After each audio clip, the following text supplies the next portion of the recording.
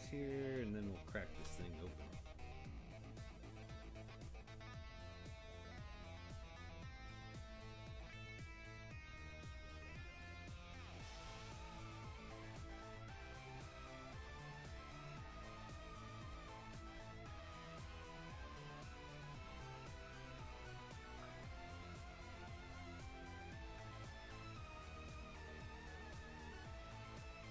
Alright. Let's see what we got. There should be a screw here. You can tell this has never been opened because this has not been broken, and there's another one over here. It has not been opened. Sorry, I'm trying not to hit my mic. I don't really have a good setup right now as far as that because of my camera is using my mic boom. So let's break the seal.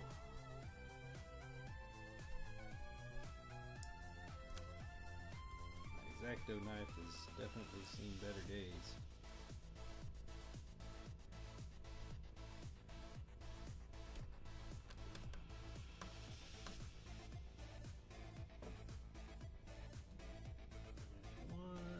There should be 6 total. They're all going to be under these feet, minus these 2. I'm sorry if there's any banging on the table. Like I said, I don't have a good spot for my microphone, so you'll probably hear some banging and thumping around. Get it better.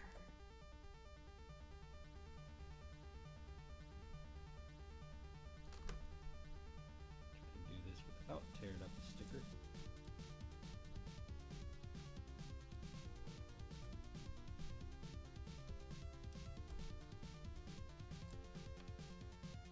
Set those aside. These are either going to be T10 or T15 Torx. So,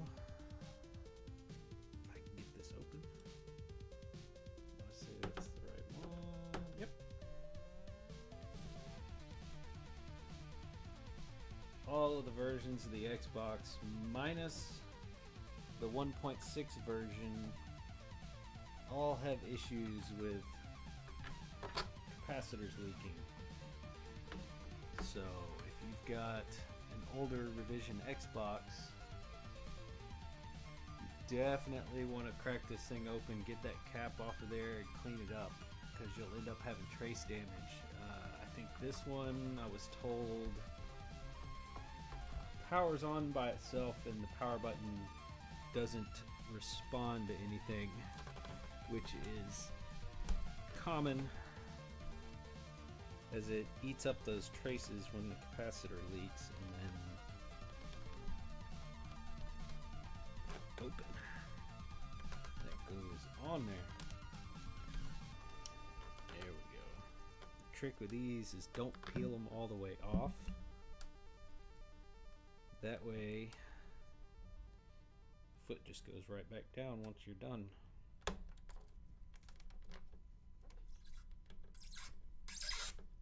Oh, that's nice. That nice, horrible squeak. You can definitely tell this one has never been opened.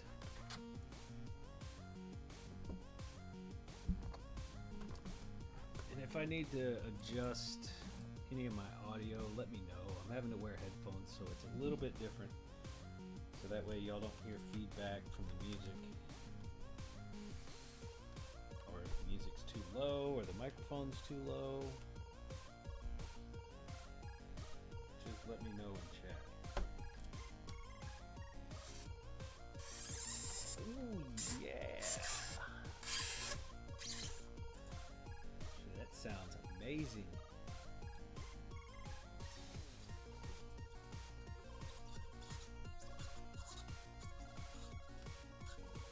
But yeah, just peel those feet just enough to show the sorry about that.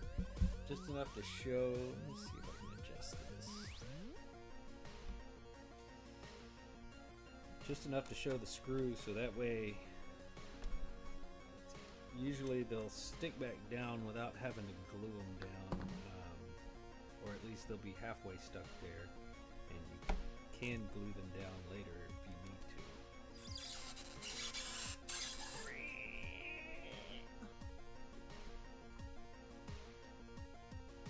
I'm almost afraid to see what this board looks like. The last one I did was pretty gnarly. Luckily, it didn't tear up too much. There was another one before that it got so bad that it popped off a couple of the surface mount ICs, or not ICs, but just components, like a resistor, and was it a resistor and like a diode or a transistor or something. Luckily, I was able to find them where they had fallen off inside the case, and was able to clean it up and get them put back on the board. This one I'm going to want to say is a 1.1, so it's relatively, that should be all of them, 1, 2, 3, 6, yeah. And once you do that, it should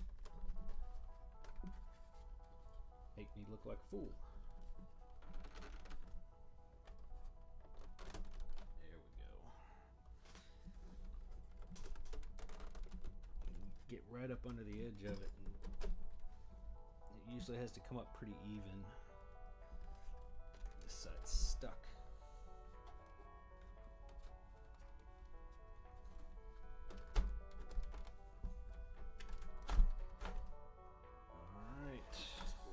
What kind of drive do we have? This one is probably a Thompson. Yep. It's very common on the early revision Xboxes or the Thompson drives. I have another one that's a 1.6. Why is that not the right size? The 1.6, the one I have uses a Hitachi drive for the DVD drive. Let's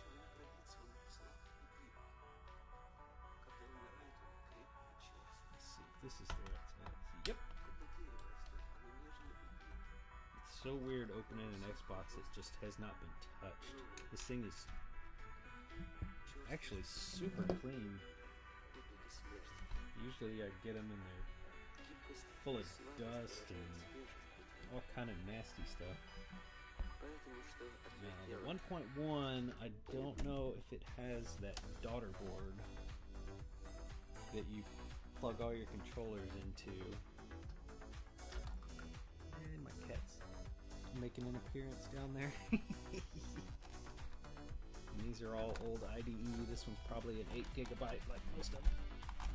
Thing's tight. Pull that off.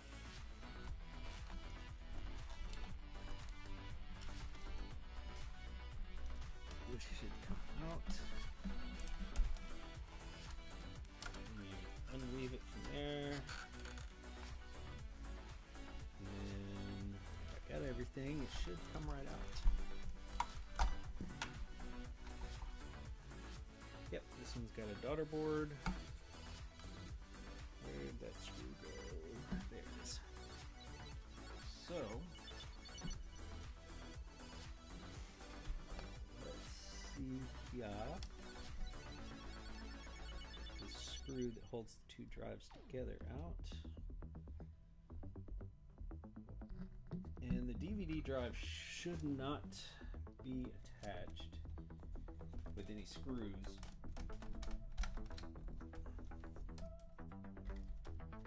You do have your IDE cable running to the motherboard and the power cable, so you want to unplug those. Another thing you want to check is your power supply and make sure, like any of this here, make sure you don't have any caps that have leaked. There's a little bit of dust in here. It's not too bad. This one does have a fan over the GPU, or CPU, I mean. Some of the early version 1s and 1.0s all have a, oh, there is one more screw, have a fan on top of the, I think that's the CPU. The later revisions, I want to say 1.2 and up, went with a bigger heatsink and got rid of the fan.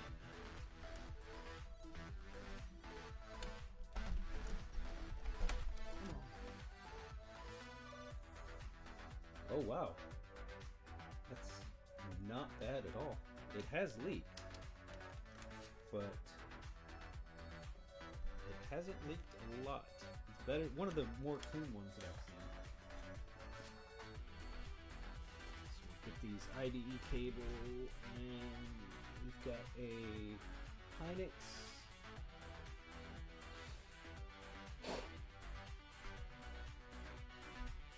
Yeah, we've got a Hynix TSOC chip, so this one should not be too bad to TSOC flash, which is what I'm going to eventually do with this. And then this little daughter board just comes right out.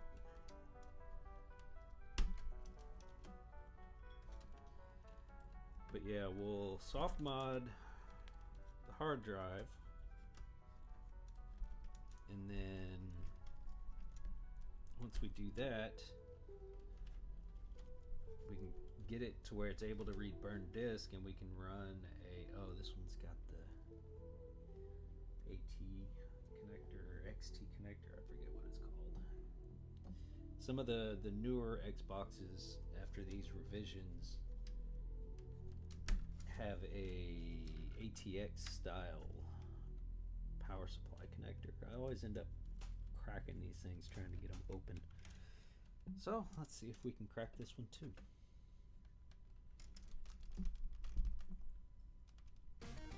They're not really meant to come out. And the plastic gets brittle over time, so it just cracks. And then once it cracks, it's actually easier to get the connector in and out, but there we go, did it without breaking it. So let's get these out of the way.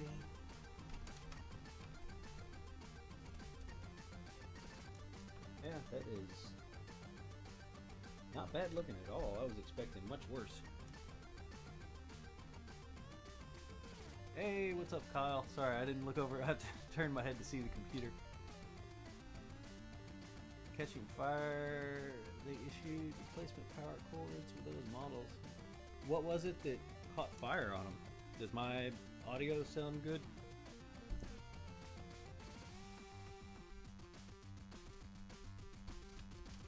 That I did not know.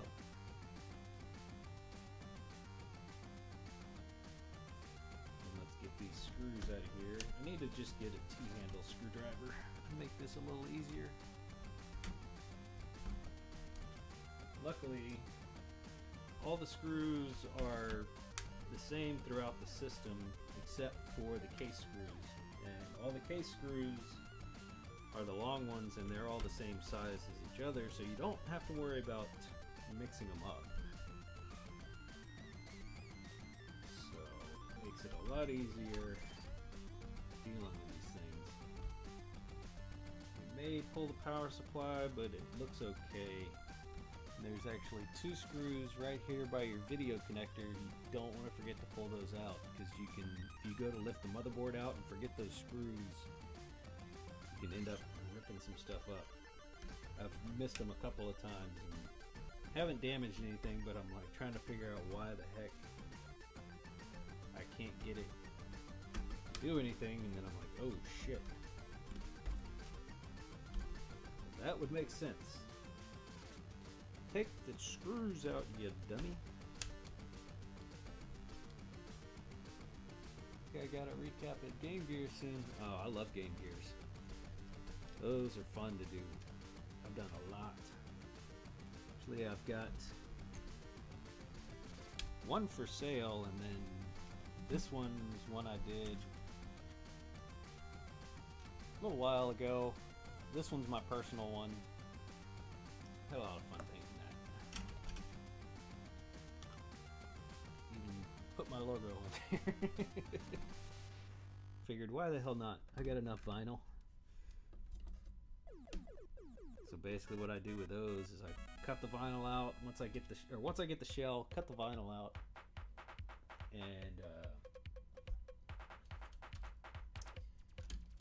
stick it in the shell. Then you paint your primary color. Once you get your primary color down and in, and once it dries out, this is a weird power supply. I haven't seen that bracket on them before. This one's a different. Oh, this one's a Delta. Most of the ones I've dealt with were the Foxconn or Fox something. I can't remember. But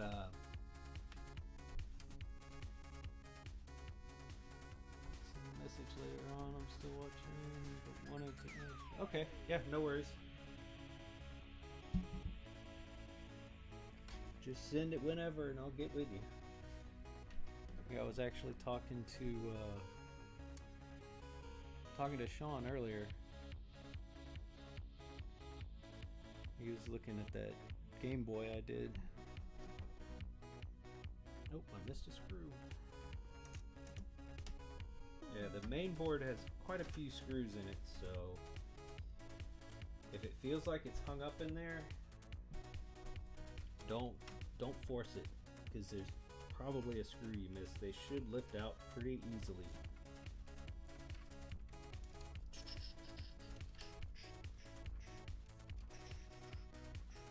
This is, let me see,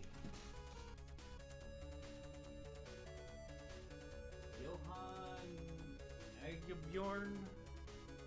I'm not real sure. I can't pronounce it, even though it's, yeah, it's Johan Agebjorn or something. It's a chiptunes playlist from Spotify that I listen to a lot. If you go in, just type chiptunes. There's one that says chiptunes. Press to play, and that should be your list there. There's a lot of good ones on here. And then you lift up, and then you have to slide it out. Easy peasy. And there's your Xbox motherboard. Get a little. Oh, my room is a disaster right now. We'll zoom in a little bit more, and yeah, I think he's probably Norwegian, or it could be Swedish. My last name is very, very Swedish. I used to work for Royal Caribbean, and one of the nurses on the ship was from Sweden. She's like, "Oh, so what part of Sweden are you from?" I'm like, "Oh, Texas." Let's see if I can get some good light on that.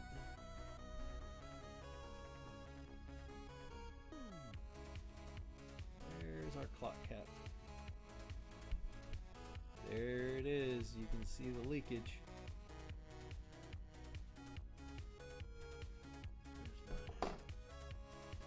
Basically right in here you see all that crusty stuff. That's this this clock capacitor. Versions 1.0 through 1.5 all have this clock capacitor that leaks. But well, I'm trying not to move this camera around too much.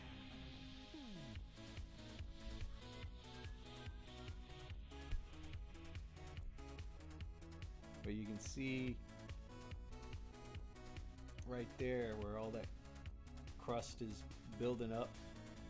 These will kill your board eventually, so you always want to get rid of those 1 farad caps on the 1.5 through 1.0 through 1.5s. fire up my desoldering iron. I might be able, sometimes you can, yeah, it doesn't look too bad. I may be able to get it with a desoldering iron. But basically what it does, once that, wherever it went, this cap eats up all these traces right here that are for your power button and your eject button. And it causes a lot of issues, like weird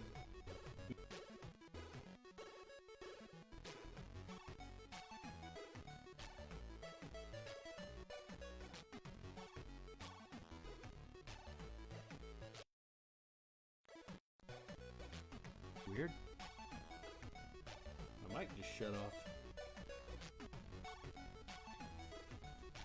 Head repair, Mountain Dew Xbox I sold at Retropalooza.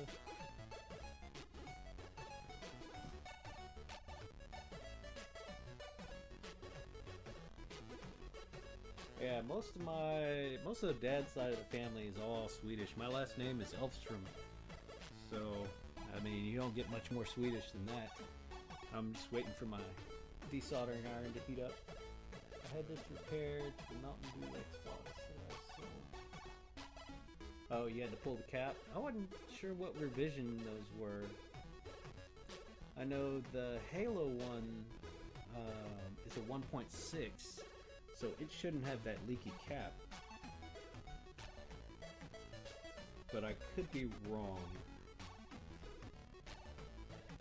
You know, usually when you start seeing these caps get leaky, all these joints start getting dull. Normally your solder's nice and bright and shiny. It's about as zoomed in as I can get. This one doesn't look too bad, but you'll see a difference in between, like how bright and almost mirror finish these are versus something with a leaky cap where this one's getting a little dull, like here on the positive leg. But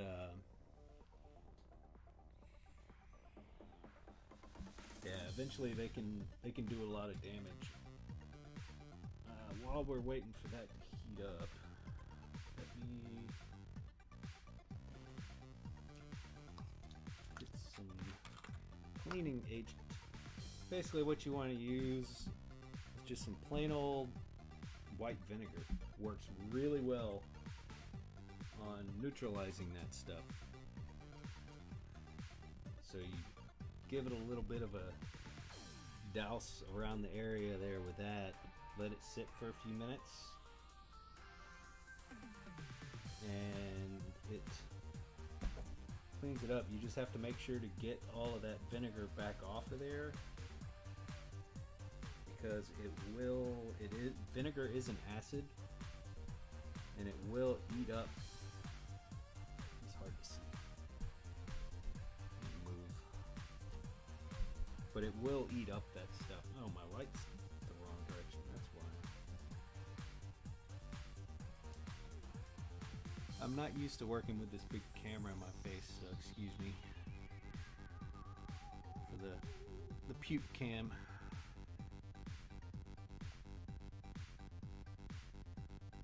Good dab of it on there. Let it sit for a few minutes. You want to get all the area around it too. Like you'll see stuff around it that'll get pretty dull. The last one I had, I think it knocked off. What is it? This one, this little Q71G1 or Q761 or Q7G1, and this little tiny resistor right here. That was not fun to clean up and try and get back together. Let's see if we can bend this cap out of the way. But usually you want to let it sit there for a few minutes. Like it eventually creeps all over the board. Like it's all the way over here. It definitely makes a big nasty mess.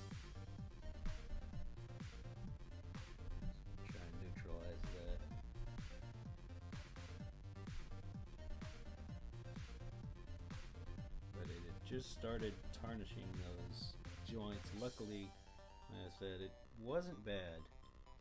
I've definitely seen a lot worse.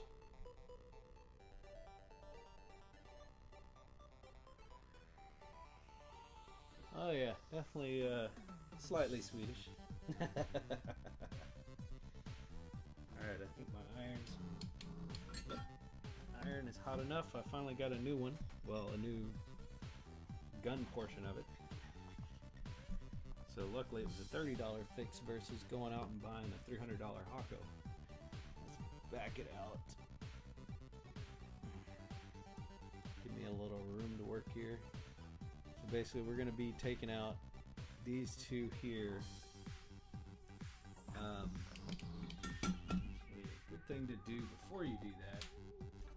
Let's get my regular iron going here. You want to put a little bit of low temp solder on there, and it'll help lower the melting point of the solder there.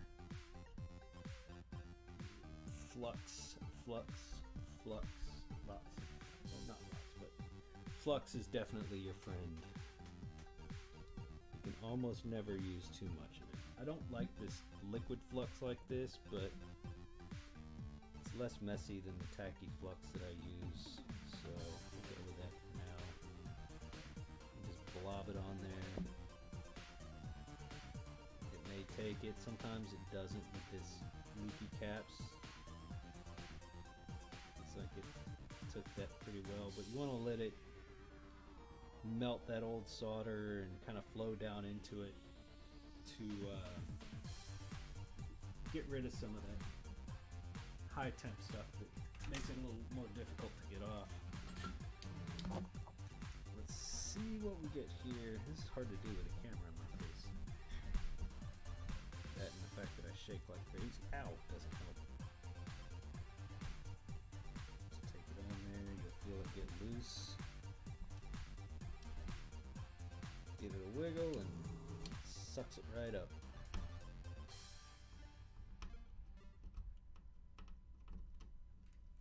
Doesn't help that I shake a lot.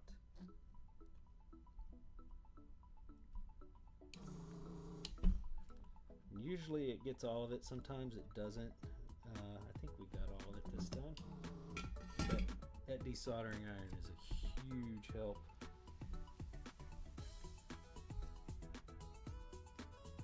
I don't think it got all of it, but let's give these legs a wiggle and see if we can't break it loose square.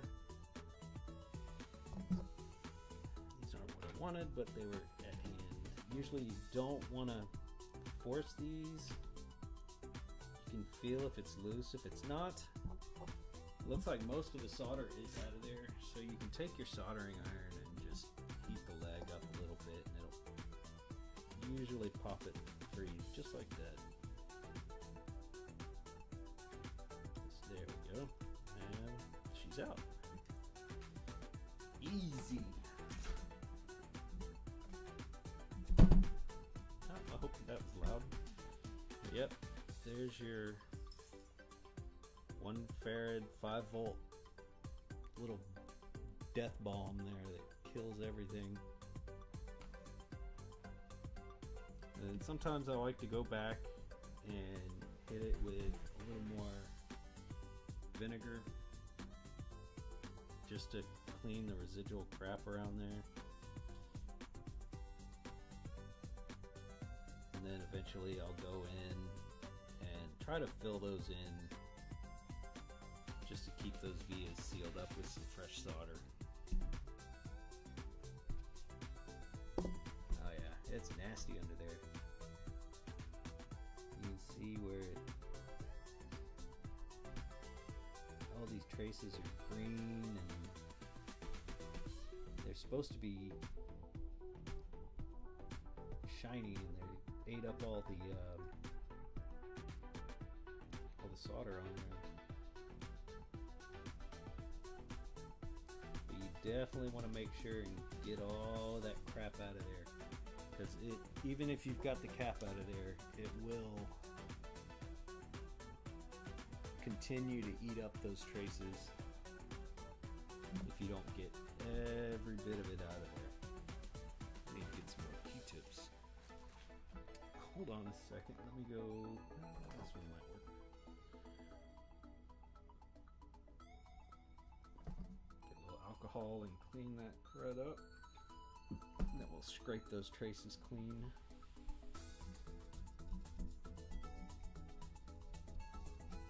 But you definitely want to go back with some isopropyl alcohol and get all of that residual the residual vinegar off of there, or else it will continue to eat stuff up.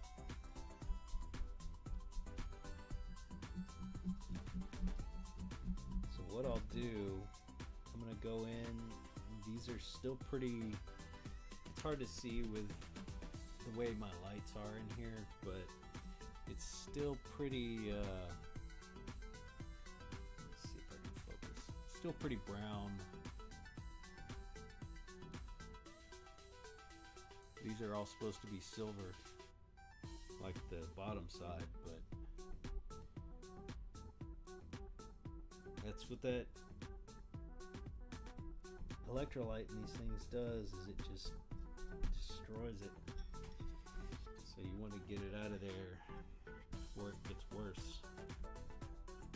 See, like this side is relatively clean compared to the other side, how that silver still.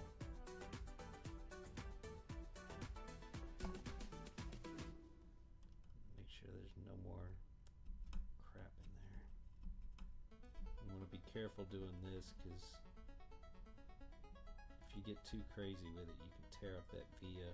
Granted, it's for the clock circuit and we really don't need it on this model of Xbox.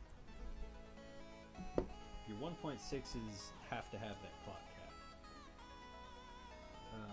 1.0 through 1.5 doesn't need the clock cap or the clock circuit, as most of the time your new, see, there's a broken trace right there. It's either corroded or broken. It looks like we might have two. No, it's just the one. Yeah, that's why the power button on this one doesn't work. So basically what we'll do, we'll go back, find where that's connected to over on this side of the board. I'll show you here once we get zoomed out a little bit, and basically bodge it to another spot at the end of the trace and just bypass the whole wire, basically is what it is. And once we do that, we should be functioning normally again.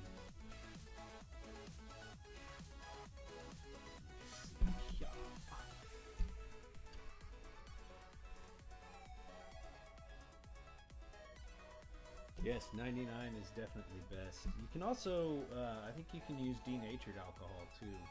I have a bunch of that for work, but I think I've only got 91 available to me right now. But give me a second, let me go get some more Q-tips. We'll be right back.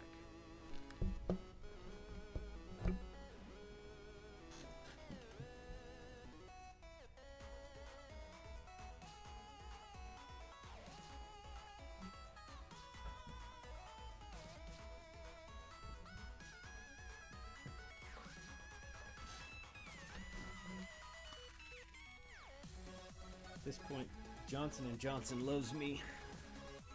More and more Q-tips.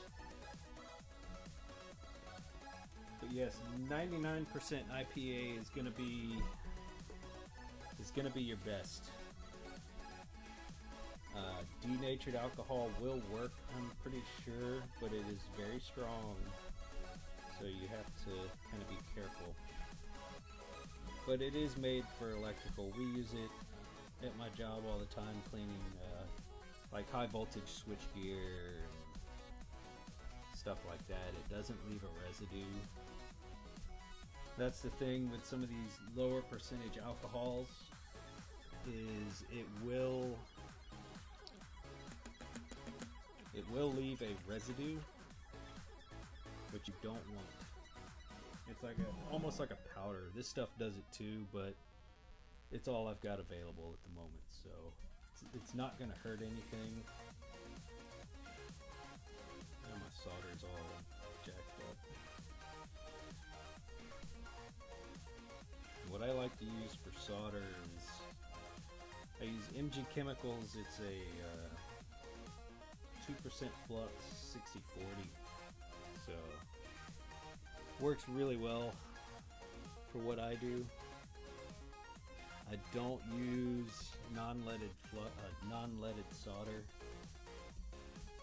See how that crap just popped right off of there? There's a flake of layer of solder that popped right off. So we'll clean up this trace. Yeah, because it left an indentation in there, so it ate it up pretty well. But I'd go through and just try and give all this stuff a good scrape, and then we'll clean it again. Then I'll have to break out the multimeter and tone out that damaged trace, or check all the traces for your power circuit.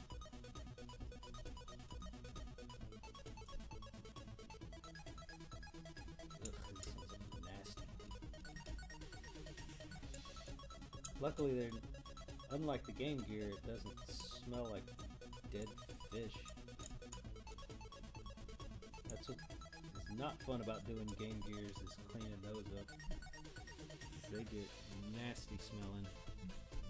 Once you put heat to them, ooh. I about had my wife running around gagging all over the place.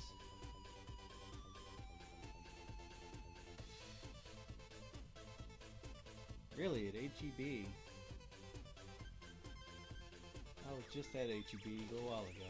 I need to go look for 99 then. Usually every time I would try to find anything, I could never find it. I'm almost out anyway. But I didn't realize it was water in them. So yeah. Like I said, I'm still got a lot to learn.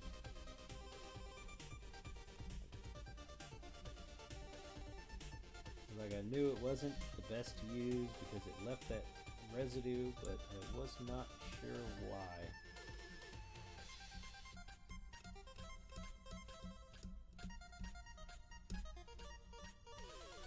Trying to get as much of this off of there as possible.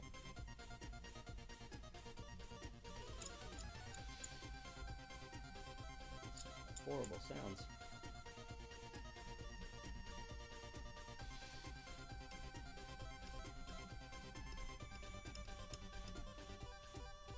There's a lot of crud in that thing. It's probably Sean.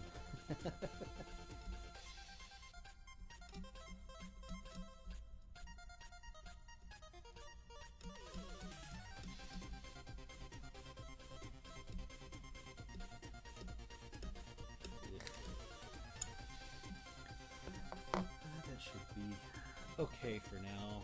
Definitely looks better. You can see how you can actually see it on the camera now. Before it was just black almost.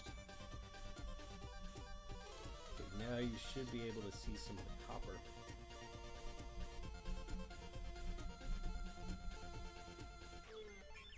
Let that dry. Ew.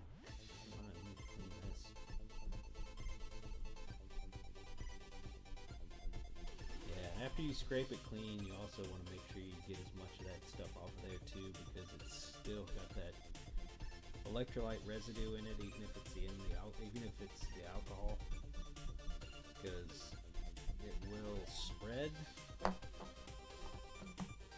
then you'll be doing this all over again.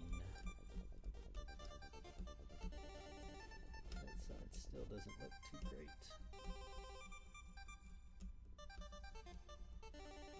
And this circuit really doesn't matter because we're not going to be putting a new cap in here.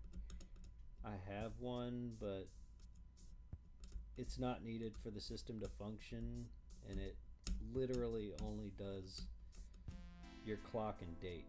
So most of the time with the new, if you're modding your system, the new operating systems have a clock system built into the OS, so it's not needed unless you have a 1.6. Just go ahead and scrape that one too. Should be good enough. Give it one more clean.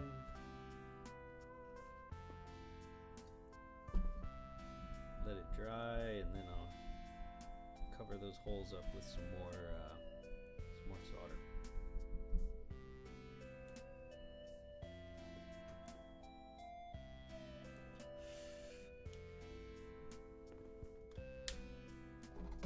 Tired of waiting. The hot air do all the work for me. Get all that crap out of there.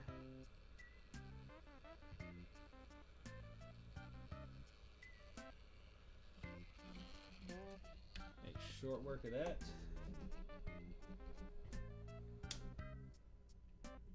Shouldn't need that anymore. What else? Solder. Need a bigger desk. This is tight quarters here. Some good Amtech tacky flux. This stuff works amazing. That's what I've been using on my the last Xbox, or the Xbox I was working on last night, putting in new RAM or additional RAM. I'll probably end up doing that with this one as well. I ordered 5 chips. I only needed the one for the other Xbox. So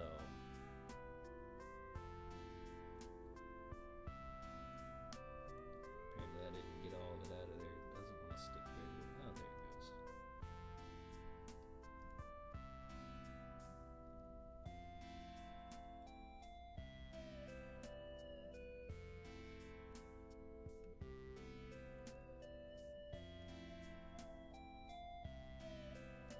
And the ground planes on these things are ridiculous. They do not like anything but super high temps. I need to crank this up a little bit. Crank it up to 325C. See what we get.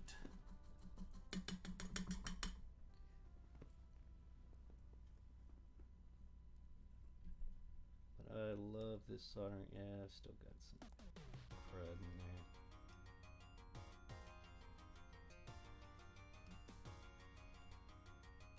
That is not wanting to play nice.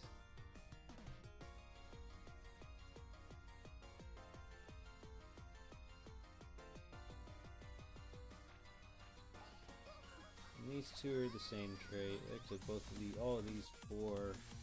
This is your positive side. This is your negative side of your capacitor. The negative side sits on your ground plane normally, so yeah, I'm gonna have to scrape that one some more. That solder is not wanting to stick.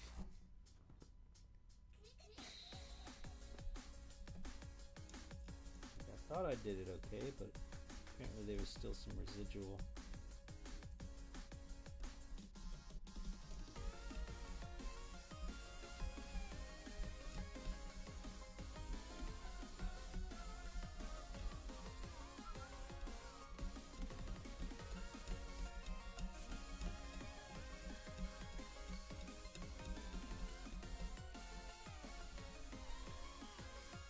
Now, this is not the best way to do this, but it works. And I'm not forcing it down on it, so it shouldn't do much other than scrape the top layer. You don't tear tear up that via.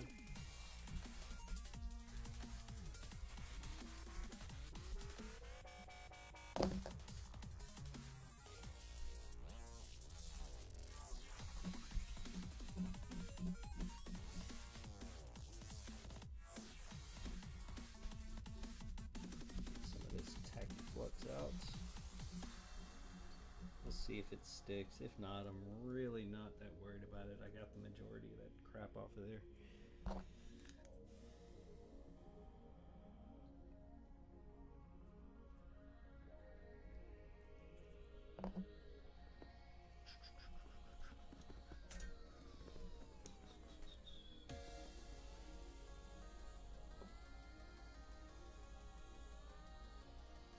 There we go.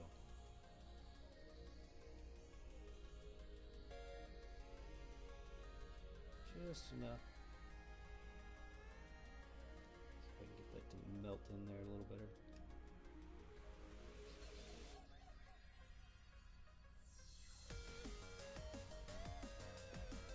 A little much.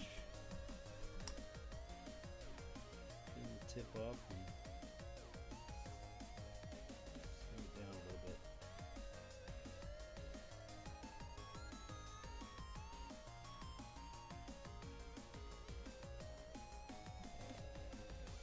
Much better.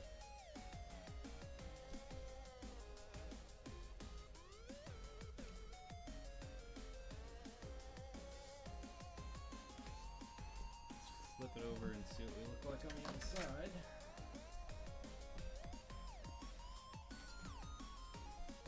Yep, flowed right through. Should be these two right here where that flux is at. Not bad at all. I do want to hit that one spot.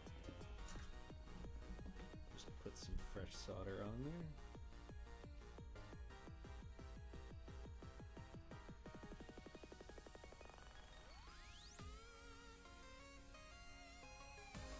Perfect.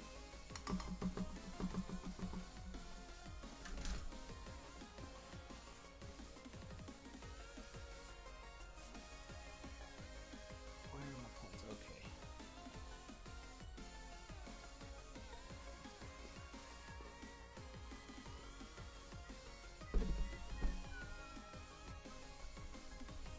Make sure and get all that flux off of there. Especially this stuff, because it makes a sticky mess. It works really friggin' well though. I had some paste flux that I was using for the longest that I thought was good, and then I got this and it was like a night and day difference. This stuff is just harder to clean off. It spreads all over the place and makes everything sticky. But it definitely works better.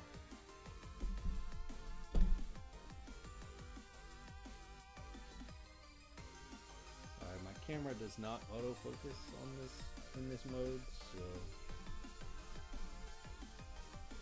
I have to turn around and watch my screen and see how it looks.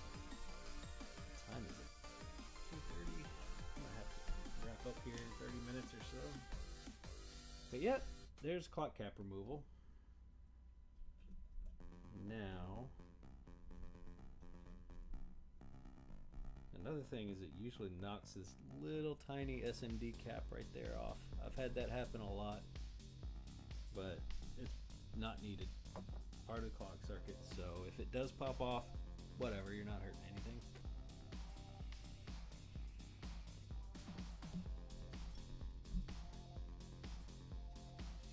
Now, let's back this up.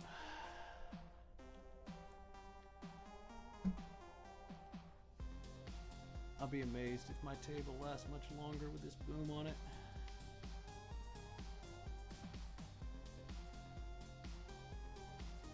So, I may have to back out a little bit farther. Yeah.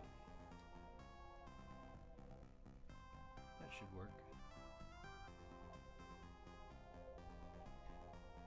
Get this light out of my face. Break out the multimeter.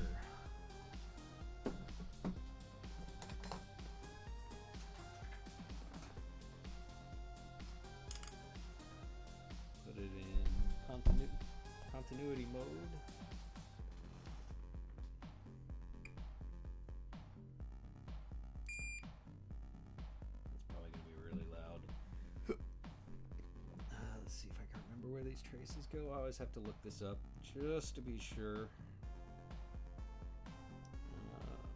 Xbox power trace.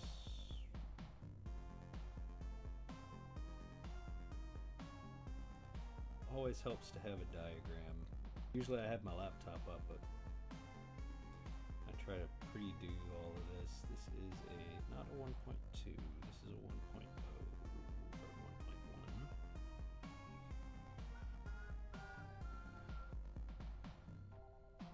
A lot of stuff for the 1.2. I don't need the 1.2.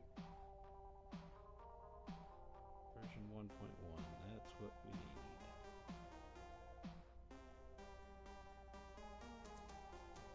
Trace A is the one we're focusing on.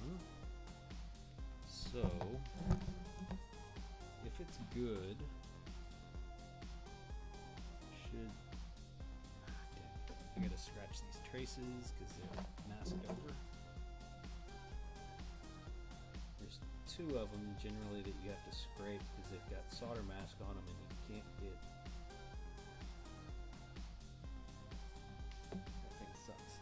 You can't get a good connection to it without knocking some of that solder resist off.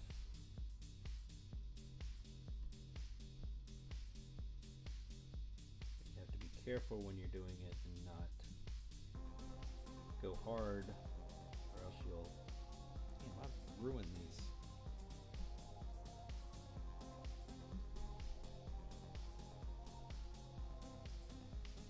If you go too hard, you'll end up scratching through the trace or scratching up another trace and breaking it, and then you're doing more tiny trace repair, which is not fun.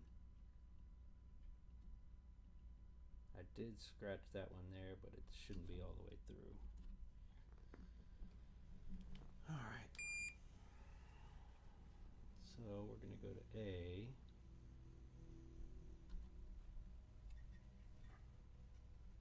Should hit that point there.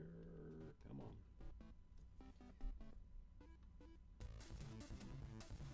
Yeah. I think that one is done. Let's check this other one. Oh. Or am I not getting a good connection? Let me try my other meter. It's got better tips.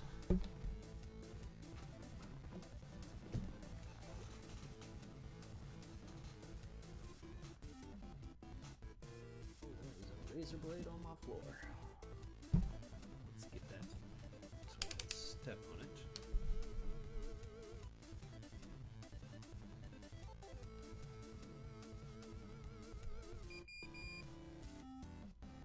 Alright. So let's try this again. There. I want to say it should be this little test pad here for that one, but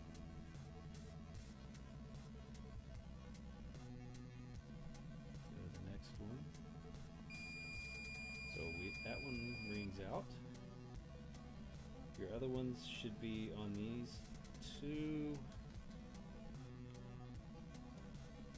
Let's see if I can get down on this circuit here.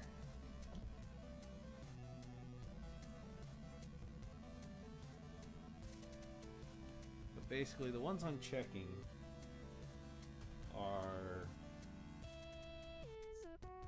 this little point here, this little point here, and then these two resistors right here. You should have 4 of them and a ground, which is this big thick boy that runs along the side here. Usually that one's okay though. Generally, it's this one here that I've noticed breaks the most. So we'll ring here. Oh.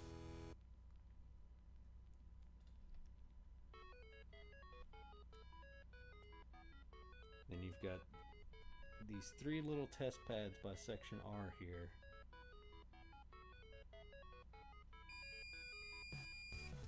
That one makes connection.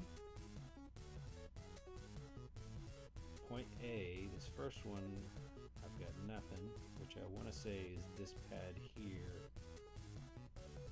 And then we'll go to one of these other resistors.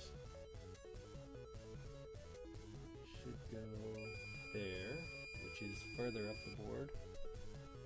This resistor here should go there. So yeah, we've got one broken trace. And that should be an easy fix.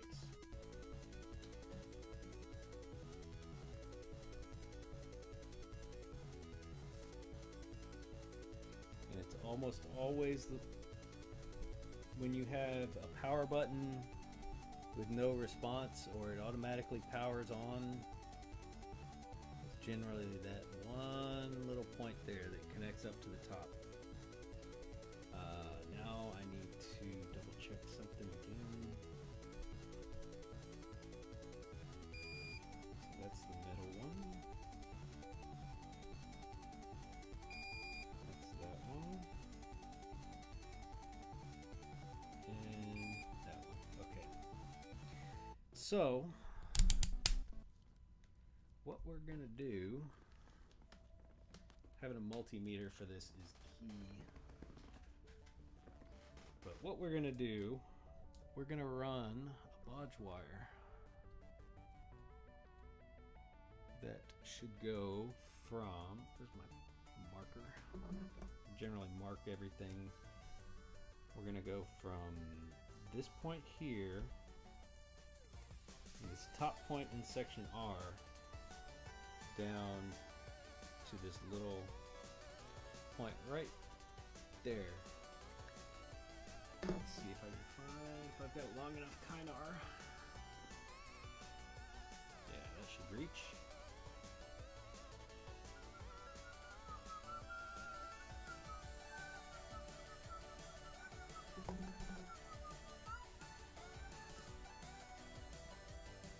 And the tricky part is getting a big enough solder blob on there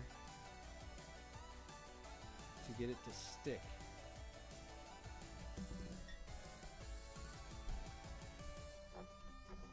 I always have hell with that on these little tiny traces. So you have to make sure and get all that solder mask off of there, or else you're not going to get anything to stick at all and you're just going to be chasing your tail. Just lightly pick that off. Give it a blob of tacky flux. Luckily, does not need much.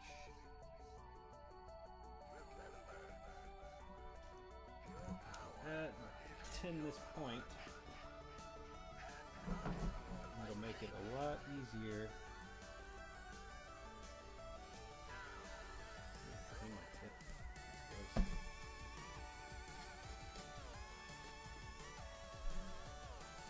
Good enough.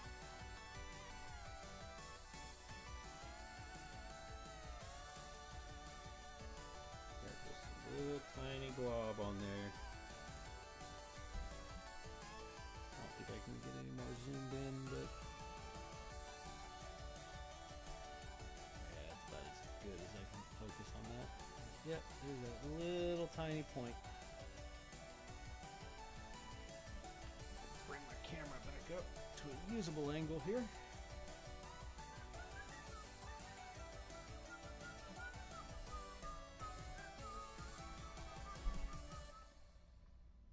And then we're gonna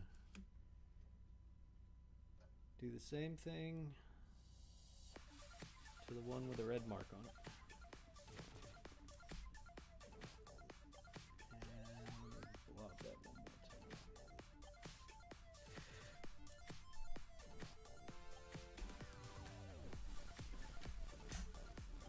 You have to be very careful with those tiny points because it will burn that pad off of there, and then you're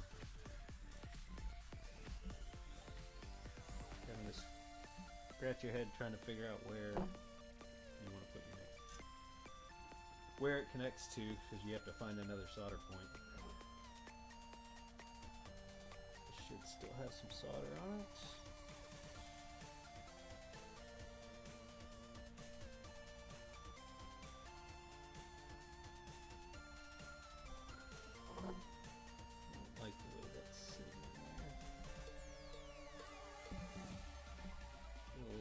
flux and clean that blob up. There we go. Much better. Clean the tip.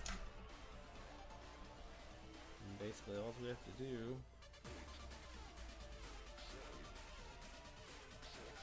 clean that. Flux, pre-tin our wire.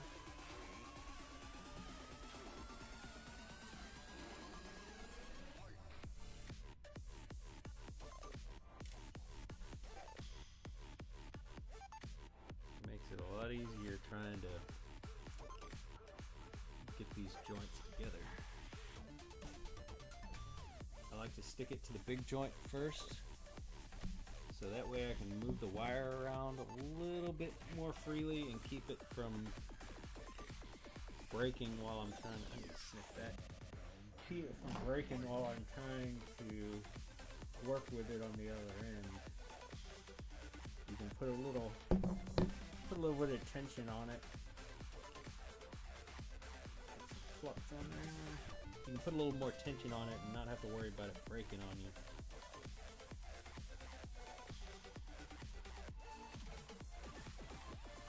Come on, wire.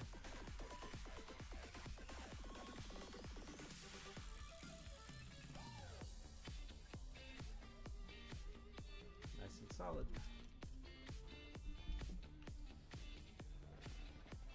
And what I like to do with this, back it out.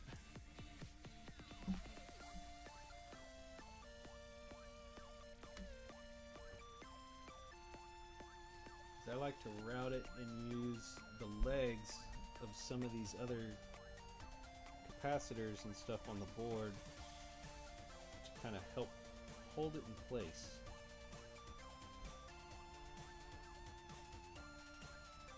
It just makes it look cleaner. Sometimes that's not really a good idea.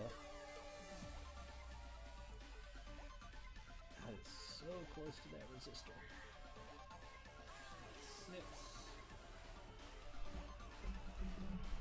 And a good set of snips is going to be your best friend with it doing this.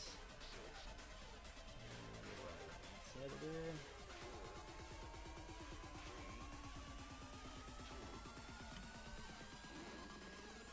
You can tell I've had to do this before. And usually with this kind of wire you can strip it with your fingernail, but this is going to make me look like an idiot now that I said you can do it with your fingernail. This is very, very thin wire. I want to say this is 30 gauge wire wrapping wire, so it's super, super thin. Snip that down. Flux.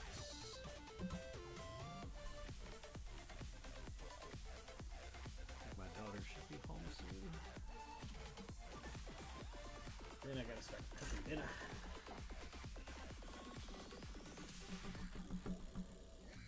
That tip nice and clean. That's how the ladies like it. Give it a little bit of tin.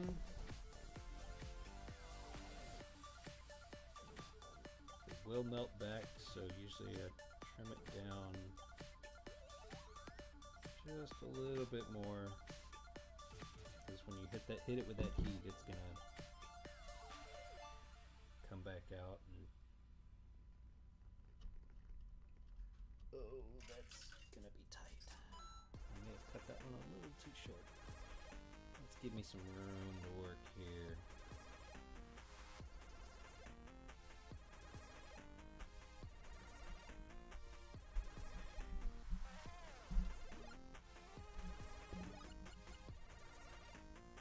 These little points are not easy to work with. And I'm not used to doing this with a camera on me, so you move this around. It may be off. No, we got plenty. Yes. See if I can zoom in.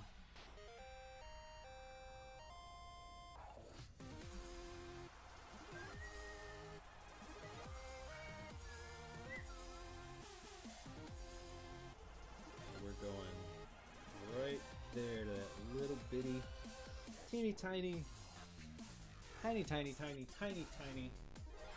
Did I mention this point was tiny? That just melted something on my soldering iron.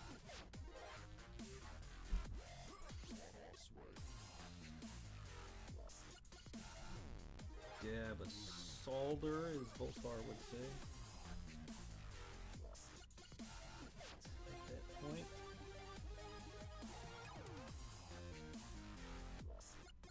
Boom. We are mint. Now, come back with the multimeter. Trust, but verify. We got continuity. There we go. We got continuity. So we've got a decent connection. Now, back this out. Puke cam! Yay!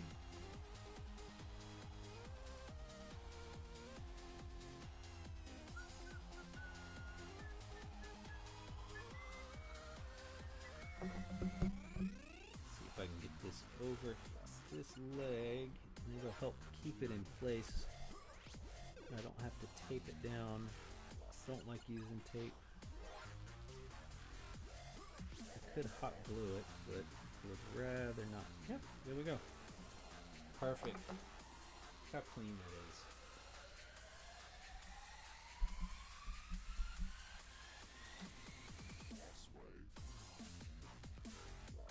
Nice and straight. Not the shortest it could be, but it follows along with the power traces, so should be okay. We give it a clean, and we'll slap it back together real quick and see if our power button functions as normal.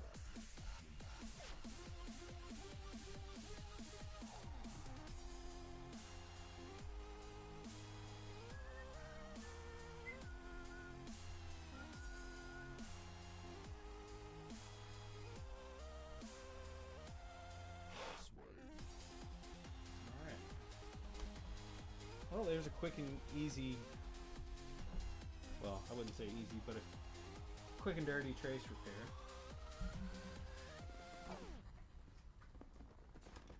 It's not even easy if you know what you're doing. Those are some tiny, tiny points. So now, put this beast back together.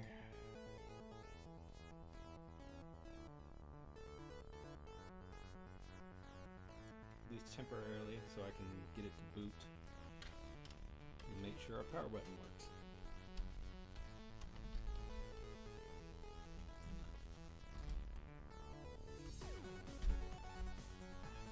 And get all of these wires out of the way because they're always in the damn way. Did that pull my bodge wire?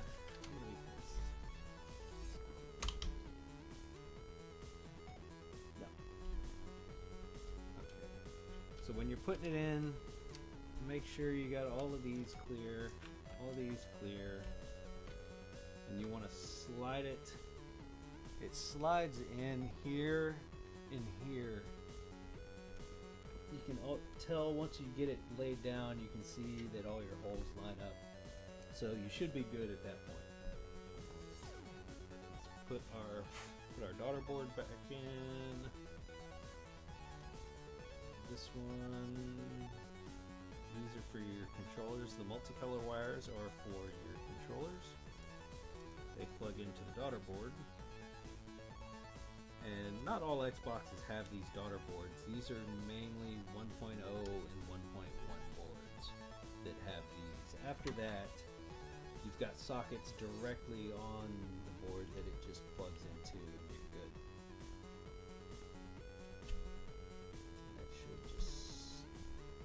Sit right there. Get in there! It's got thermal paste all over it. That's another thing I'm gonna do is go through,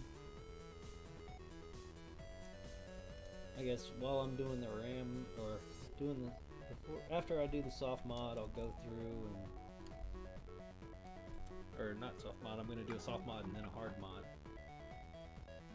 And once I get all that done, I'm waiting for a hard drive to get here, and then we'll pull all these off, put new thermal paste on. But before we do, once we have these off, I'll go ahead and solder in these new ratchets, so we can do 128 meg RAM on this one as well. I don't know if I'm going to keep this one or sell it. I don't know, but we shall see. I've got too many Xboxes as it is. Oh, and make sure you plug this fan back in. You will get some shit hot if you don't. Alright, yeah, Kyle, I'll holler at you later on. And hopefully this DVD drive works. It's another very common issue is the DVD drives on these things go out. Just nature of the beast of optical media. And then your IDE cables. They all have a stripe on them. With these, this one actually has a key, so your IDE slot is keyed, but your red ribbon will always face the front on this part. Should slip right in. Your DVD drive has your IDE pins, it should be keyed as well. And then your power.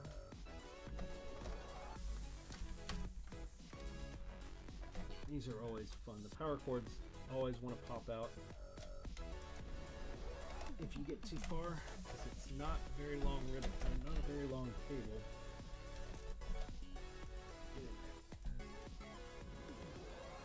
And these are keyed, so make sure you line everything up just right. It's a knockoff shielding. I don't know why they put these shields on these Thompson drives. Like my Hitachi, it doesn't have all that mess. The Hitachi drives are actually pretty rare from what I've come to understand. I could be wrong, but you don't see them very often. Most of the ones you see are Thompson, Samsung, and there's another one I can't think of offhand.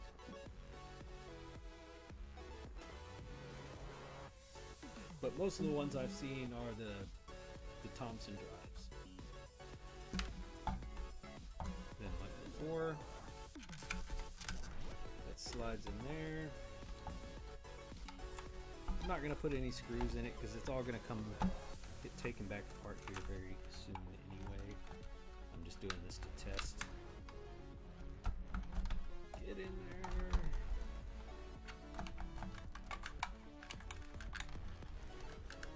Come on.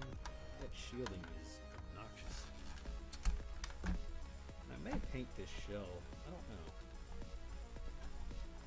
I picked up a green spray paint today that I might want to use. You have to get these in just right because half the time they don't want to sit right in there. So you got to put the shell top back on, and then it doesn't want to work, or it sits at a weird angle. Where's my Molex? Pop that in.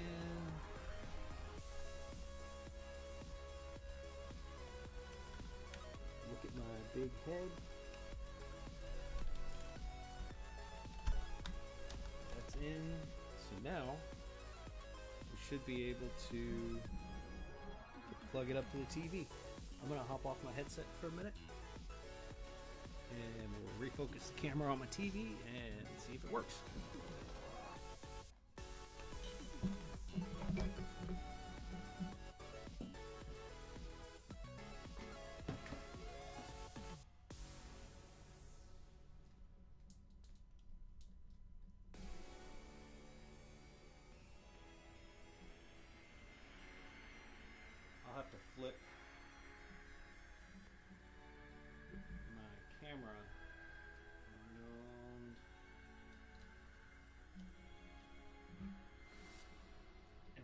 opposite. My boom does not like this.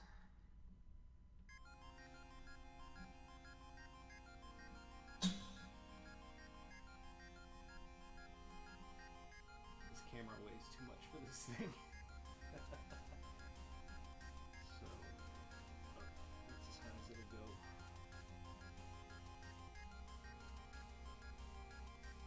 Now let me see if I can flip that around. Transform. Rotate. There we go. Let's take the Xbox.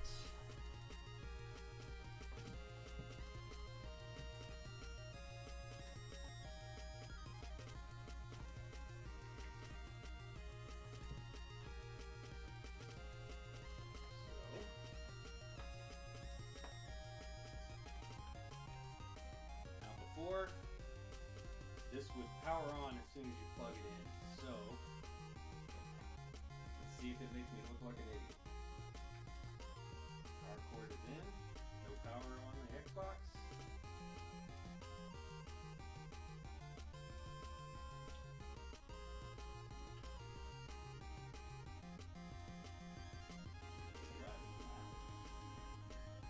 Let's see if the guy left me any presents. Nope, no presents. Yep, there she is. All working. Back to normal. Power button works as it should.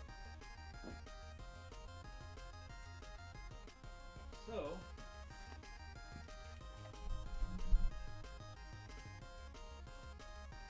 what cat?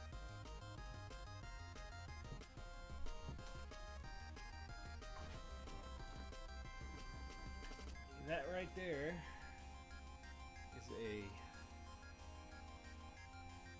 is a quick and dirty power trace repair on an Xbox 1.1. So it's either 1.1 or 1.0. I'm not real sure yet. I'll have to dig in a little deeper. I want to say this, looking at the LTE port, whatever it is soldered in. So this may actually be a 1.0. But yep, there we go. I'll may do another stream tonight as far as doing some more work on it, or in the next day or so. If I do, I may do it here, I may do it on Twitch. I'll post a link. But yeah, there you go. Y'all have a good one.